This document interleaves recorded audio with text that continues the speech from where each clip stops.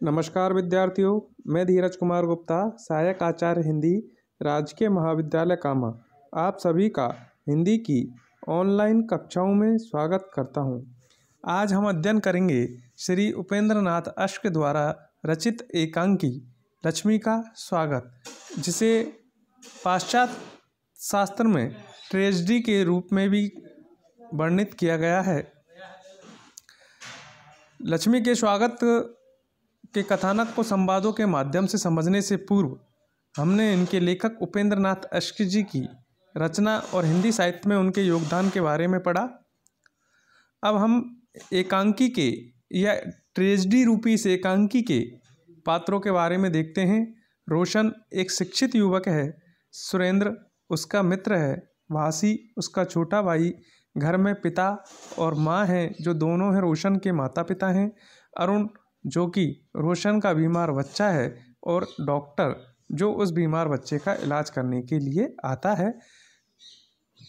Tragedy के अंतर्गत सीमित पात्रों को लिया गया है। स्थान जिला जालंधर के इलाके में मध्यम श्रेणी के एक मकान का दलान है, क्योंकि आप और हम जानते हैं कि एकांकी रंगमंच पर अभिनय करने के लिए लिखी जाती है।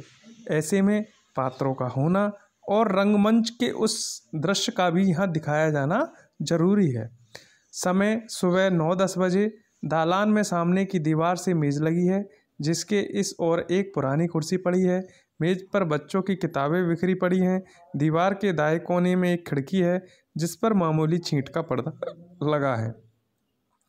बाएं कोने में एक दरवाज़ा है जो सीढ़ियों में खुलता है। दाईं दीवार में एक दरवाज़ा है जो कमरे में खुलता है, जहां इस वक्त रोशन का बच्चा अरुण बीमार पड़ा है। दीवारों पर बिना फ्रेम के सस्ती तस्वीरें कीलों से जड़ी हुई है। छत पर कागज़ का एक पुराना फानूस लटक रहा है। पर्दा उठने पर सुरेंद्र खिड़की में से बाहर की तरफ देख रहा है। बाहर मूसलाधार वर्षा हो रही है। हवा की साएं और वर्षा के थपेड़े सुनाई देते हैं। कुछ क्षण बाद वह खिड़की का पर्दा छोड़ कमरे में घूमता है, फिर जाकर खिड़की के पास खड़ा हो जाता है और पर्दा हटाकर बाहर दिखता है। बीमार के कमरे से रोशनलाल प्रवेश करता है। यह था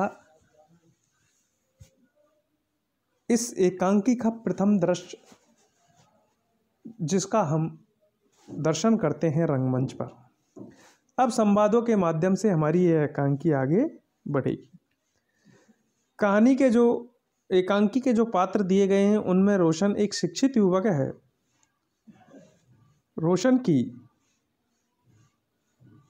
पत्नी का अभी कुछ दिन पूर्व ही देहांत हुआ है और उसके एक बच्चा है अरुण। आज उसी का वह बच्चा बीमार है और बीमार होने के कारण वह नहीं चाहता कि जैसे उसकी माँ उसे छोड़कर चली गई, बच्चा भी उसे छोड़कर चला जाए। उसका मित्र उसको असमय इस विपदा में पाकर उसके साथ है, अपने मित्रता धर्म का पालन कर रहा है। उसका छोटा भाई बाशी, वह भी अपने भाई की मदद कर रहा है। माता और पिता के संवाद भी हमें देखने को मिलेंगे और डॉक्टर को भी बुलाया जाता है ताकि बच्चे का इलाज किया जा सके।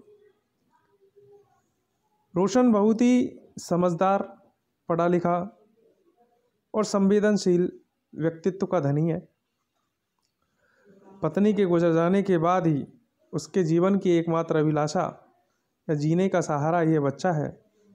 पर दूसरी तरफ ही रोशन के माता पिता उसका पुनः विवाह करना चाहते हैं और उसके लिए उस पर दबाव भी डाल रहे हैं। यहाँ तक कि उसको यह अनिवार्यता भी कर दी गई है।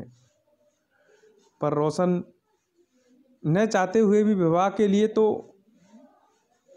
उत्सुक होगा या नहीं होगा, यह हम आगे पढ़ेंगे। परंतु इस समय उसे अपने बच्चे की बड़ी फिक्र है। एकांकी का शीर्षक हमने देखा लक्ष्मी का स्वागत। तो नई बहू के या वधू के आगमन को ही लक्ष्मी का स्वागत कहा जाता है। लेखक ने बड़ी ही संवेदनशीलता, उत्कृष्टता, बुद्धिमता,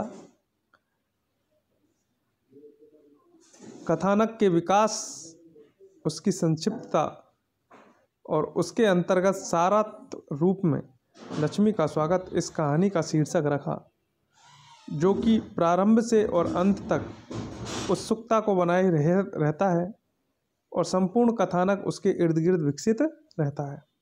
आज हम इतना ही अध्ययन करेंगे। कल कथानक के माध्यम से एकांकी को बढ़ाते हुए उसका अध्ययन करेंगे। आज के लिए इतना ही। धन्यवाद।